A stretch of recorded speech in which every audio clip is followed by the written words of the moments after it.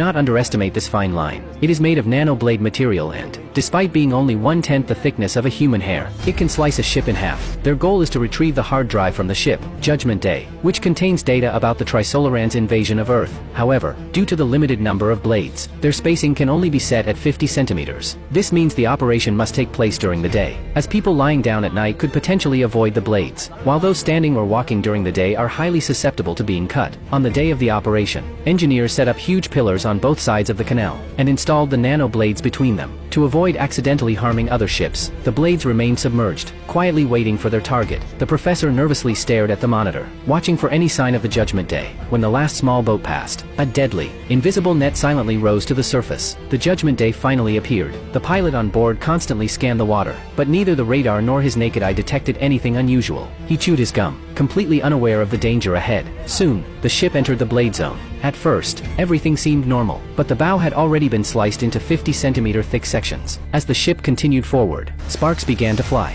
followed by a strange grinding sound. It was only then that the crew members realized something was wrong, but they still couldn't see the blades. Even when a life preserver was cut in half, they had no idea what was happening. It wasn't until a blade cut through their bodies that they understood, but by then, it was too late.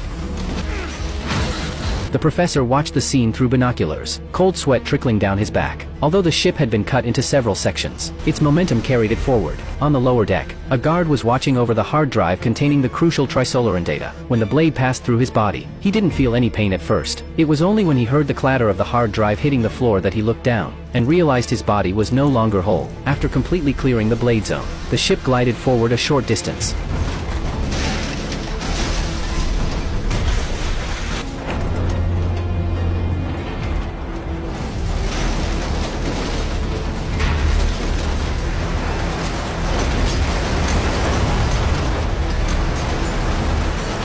Ultimately, no one on board survived, but thanks to the clean cuts of the nano blades, the hard drive was salvageable, and the valuable information was successfully retrieved.